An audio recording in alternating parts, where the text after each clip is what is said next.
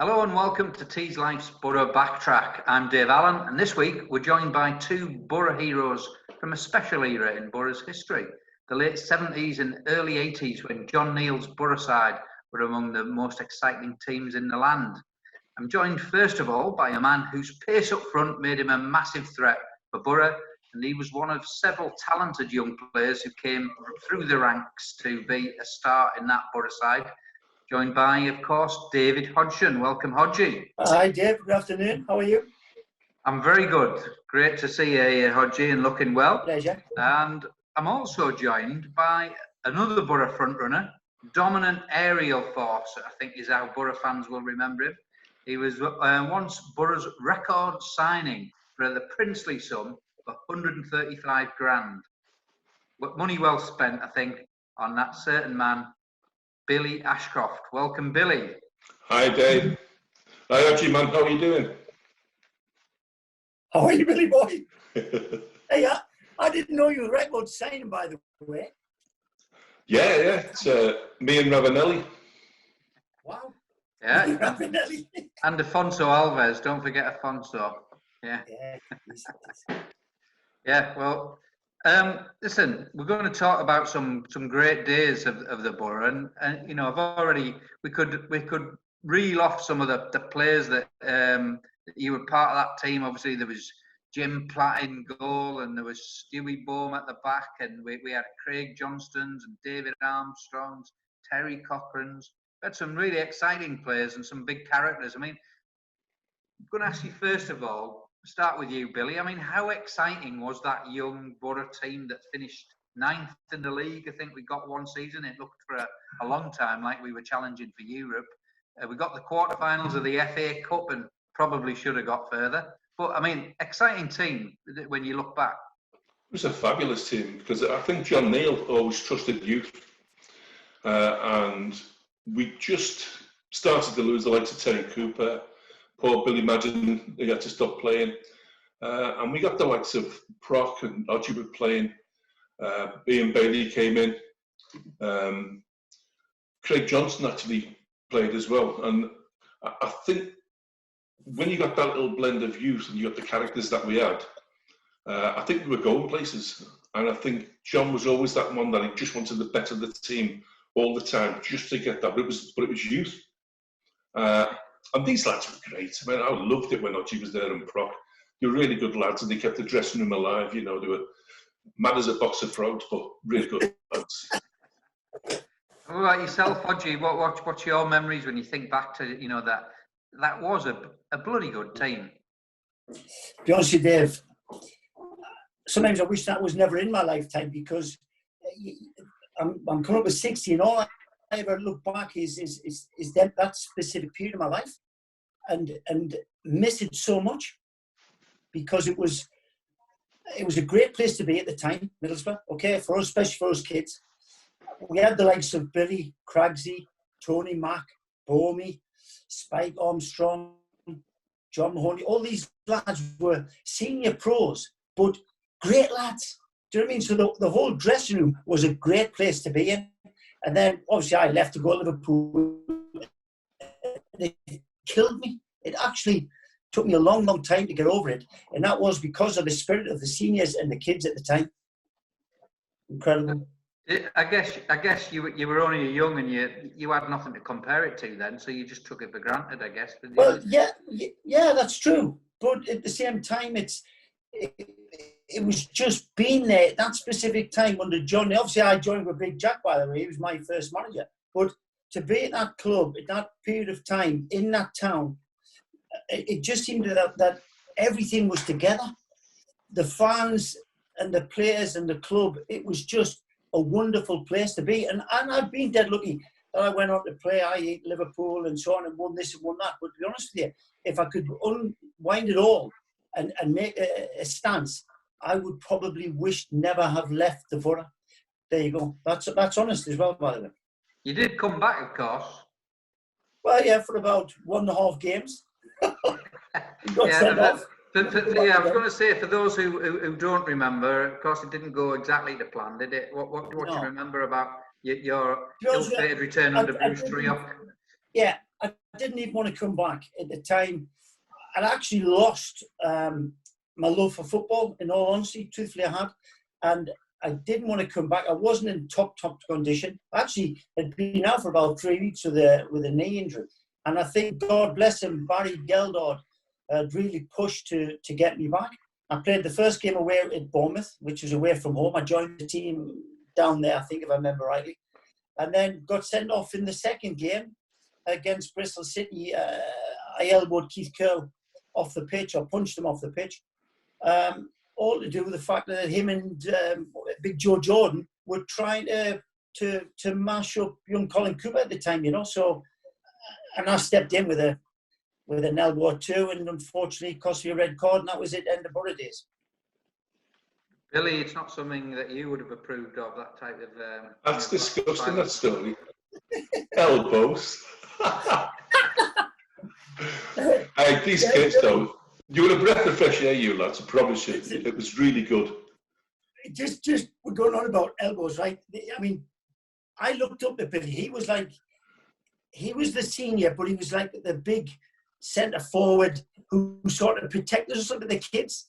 And I don't know if Billy remember this, but we played Leeds United away, and I was getting clipped off. One of the Greenough brothers, the centre back, kept punching me in the ribs. And John Craggs was starting with a throw-in, and I'd had enough. And I said to this, I think it was Brian Greenough. I said, Brian, listen, I'm going to tell you, if you hit me one more time, I'm going to honestly, I will put you out clean out. And he did it again. And I remember hitting him full on with the elbow. He went flat, and I always remember Big Billy walking over to me and looked at him and said, Hodgie, walk away, pal. I think you've killed him. It leads United away. I never forget. And I plunged away. Yeah. Is that right, Billy? Were you the protector for the young lads? Not really, no. They could look after themselves well enough. It was just, I think I was used as a battering when I was there. Because me and Dave had a great partnership for a while. Because when people talk about me being with partners, it was always Stan Cummins. And Stan was good. He was a good player. But Hodgie was a powerhouse. And he seemed to understand when I was going for a flick on, or going for the header, he was running for the flick on. And he knew either I'd miss it or I'd get a flick on it. And he was on the end of most things anyway. And a great player to play with, I promise you. Really tough and a hard runner. I mean, that team was full of, really good players, and we could go through them. There was a player that Craig Johnston was a hero of mine at that era. But the David Armstrong, a player that just never missed a match. I mean, it doesn't happen nowadays. People there was somebody at the weekend that they were raving about who's played 100 successive games in the Premier League. And David Armstrong played what? It was 302 350 games or something. But 302 of them without missing a game. I mean, it's just unheard of.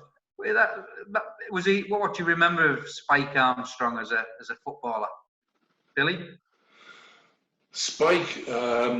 I remember him as being a good lad to start off with. You know, when we were out and stuff, and he was one of the lads. He was dead funny. Had loads of crap jokes, but he thought they were funny.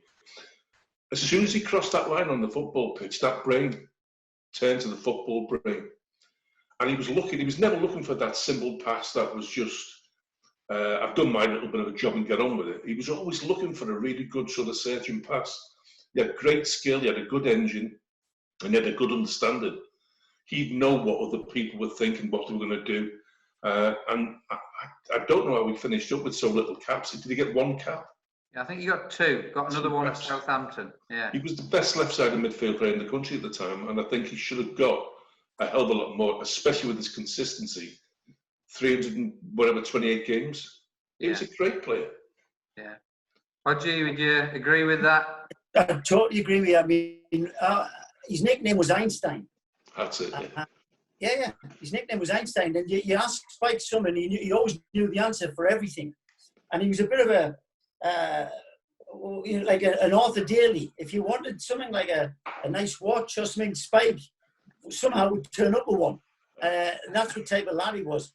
He was witty. He sort of like he could rip you in two with some extremely witty comments. But as a player, out on the pitch, knew exactly what to say to you. But I was lucky because I had Billy there for quite some time, vast experience. But then you had Spike 30, 40 metres away, no further, and you could hear him because he was always shouting instructions, you know. So those type of players were brilliant, but Spike was exceptional for the Boro, absolutely exceptional. And it was sad when he left, and I remember when he obviously went and decided he was going to get more money at Southampton, and off he went, you know, which was pretty sad for the Boro at the time. I mean, you've touched on it now, and I was going to come to it later, but let's talk about it now. I mean, that it was a very good team, and it broke up, didn't it, quite quickly. And we're going to let's talk about that FA Cup quarter final in a minute. But when it broke up, I mean, like Odgie, you ended up going to Liverpool. Craig Johnston went to Liverpool. David Armstrong went to Southampton, and it felt like, you know, what could have been, you know, we should have been building on it, and it felt like we went the other way. Was it? How do you look back on it? Was it a lot of fans seem to think it was just a lack of ambition from the club at the time? I mean, is that fair analysis? Do you want me to answer, Billy? Yeah. I'll be honest with you, Dave. That defeat at away to Wolves put Middlesbrough Football Club back a long way. No question. Craig left that season. I didn't leave that season, but Craig left that year. Spike left that year. Trying to think who else left that year. We lost some very good players. And it was all... I'm not really sure how John Neal could have lost his job at that period of time. I know we struggled. But to see everything disintegrate on the back of a quarter-final knockout was a bit disheartening. And I think had John stayed, I don't think Spike would have stayed. I think he'd made his mind up. I think Craig certainly made his mind up. Craig, sadly to say it, actually told us in the changing room after the Wolves game when a bit of a ballyhoo was taking place. Well, I don't care, I'm out of here. Which was pretty sad because Craig, the Boro had been very good to Craig as well, and so to him. And back to the Boro as well, by the way.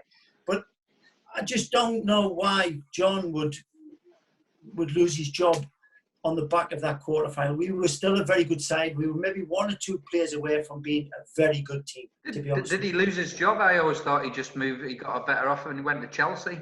No, John lost his job. And I think Billy will confirm that to you. I mean, Billy I'm sure had a far greater relationship with John because of come from Wrexham. But yeah, John lost his job. God bless him. Yeah. What was he like, John Neal, Billy? Because you played, as I say, many years at Wrexham, and then he signed you and made, you know, like we say, record signing. He brought you to the Boro. He was. I was with him from 15 years of age. I came from Blackpool as I was 14 and a half years of age. I went to Wrexham.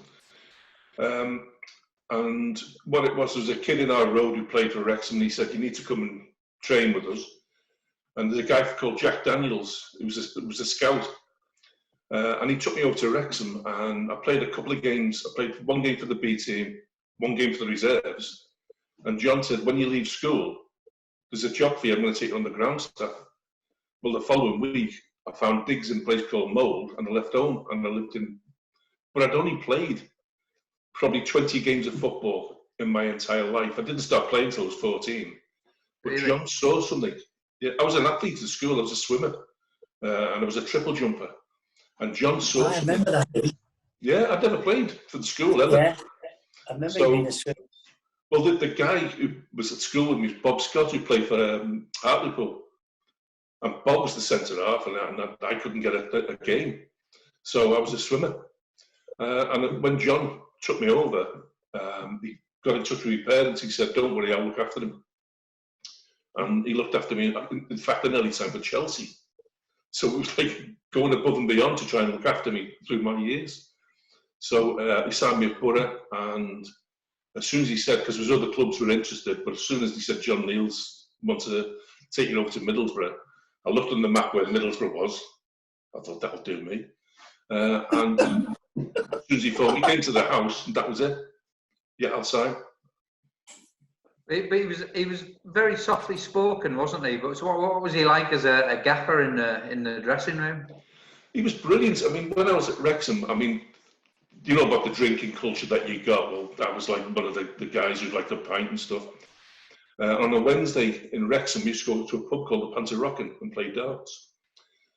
And there was this one night, and we'd had a couple of games of darts. The next day, we're going for training, and John's just walking alongside me, and he said, "I believe you hit a couple of 180s last night." And I went, "I did, Gaffer, yeah." He went, "You must be putting some practice in down in that pub." And I, "Okay, got you." And that was it. Just stop. Brilliant. Got to get on with it. He didn't say to me, "You're a pisshead," or something like that. He just said to me, "You must be doing a little bit more practice." In other words, get your head together. And that was it. Never mentioned again.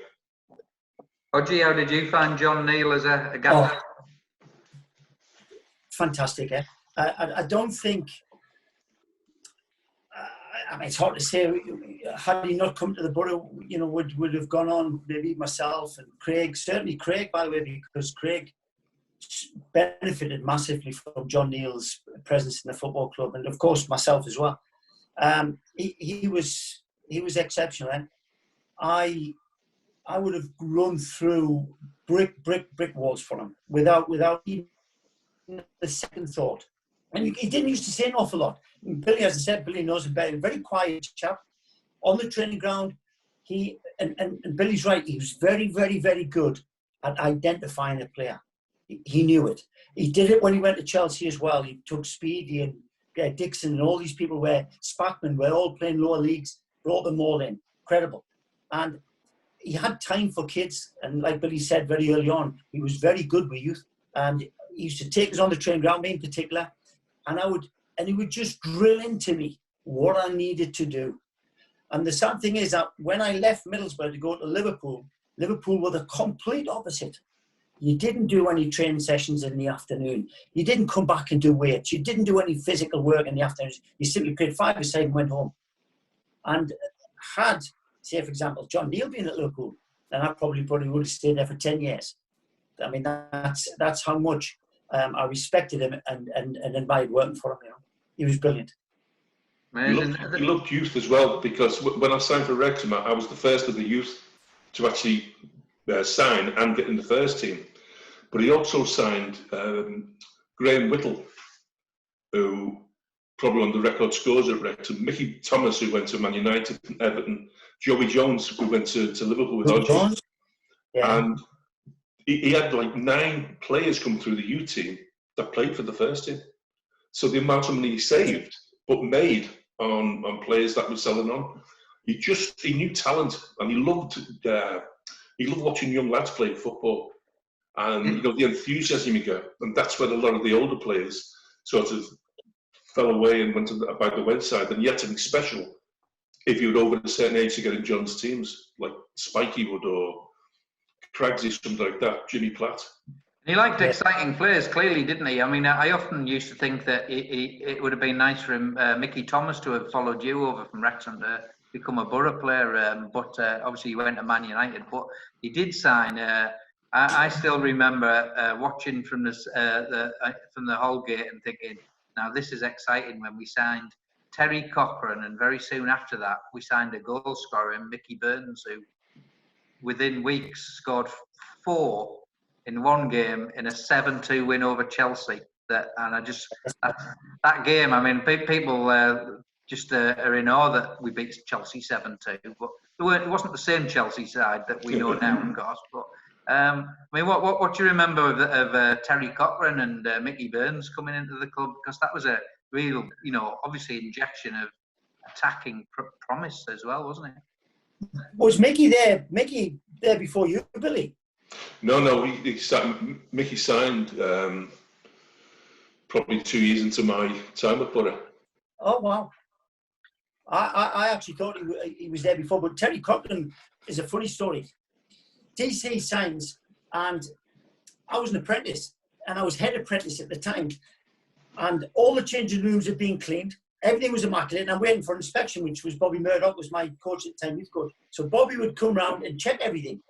And to be honest with you, because I was head apprentice, I made sure it was absolutely spick and span.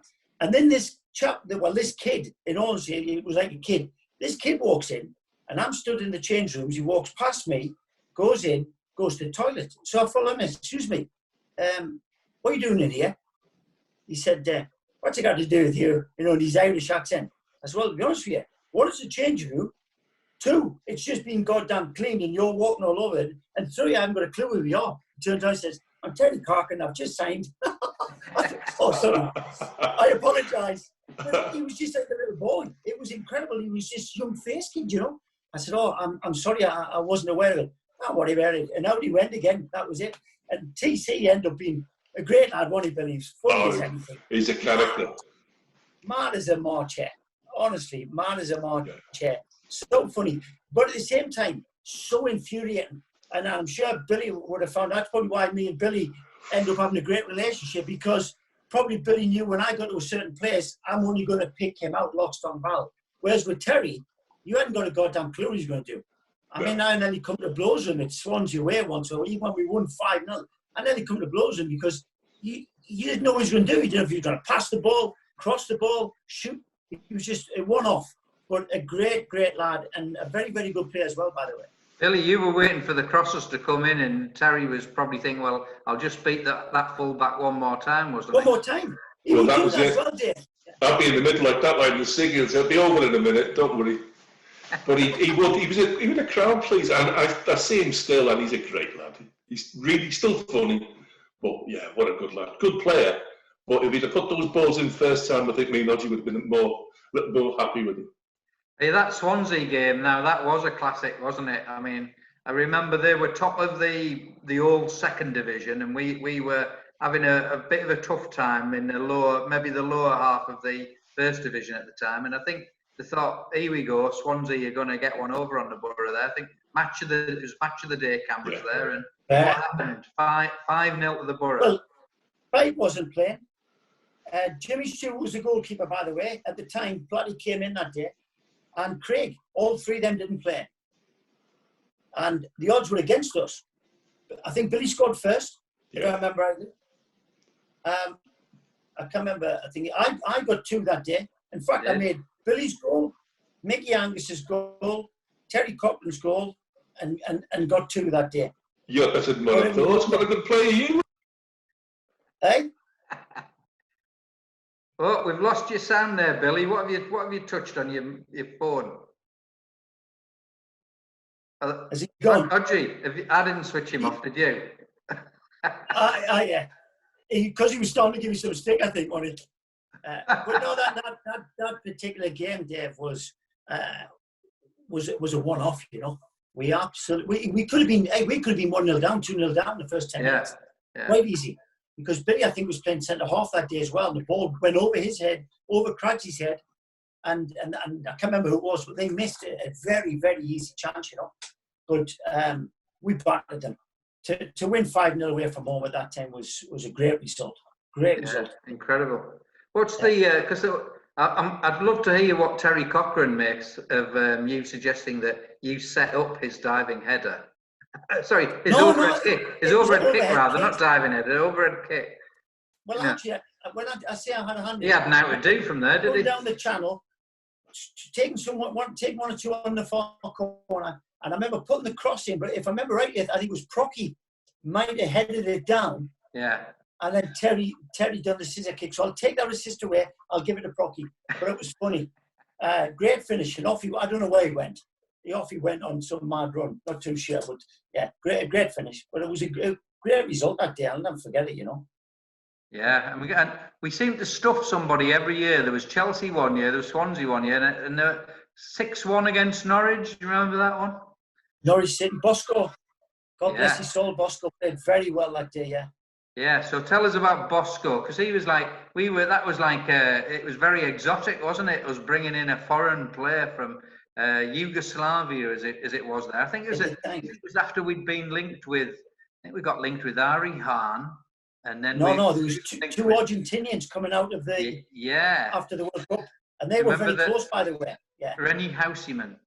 That's right, Rennie Houseman, a winger, wasn't he? Yeah, we came over and we played his club in a friendly, and he scored with a great free kick, and everyone was very excited.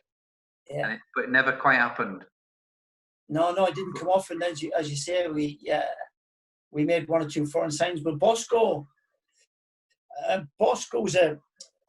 It wasn't like Billy, and I had a great relationship with Bosko, and I had a great relationship with Billy, and a great relationship with Mickey Burns. But Bosko was very selfish. Bosko wasn't one for letting go that ball too early. He liked to hold on to it, and he could, by the way. Technically, was excellent, strong, great on the ground. Wasn't so good in the air, but and a good finisher. But I always remember as well playing away against Boca Juniors Billy may remember this. We played them in the Japan Cup in the final, and it was getting quite nasty. And I remember Bosko turned to the centre half and saying, "I'm not English. I'm Yugoslavian. Beware." And about 2 minutes later, centre half was poleaxed. Bosko would put him out because they had that nasty kick in them. Yeah, they had that devilment in them. Bosko was like that as well. Yeah. Really?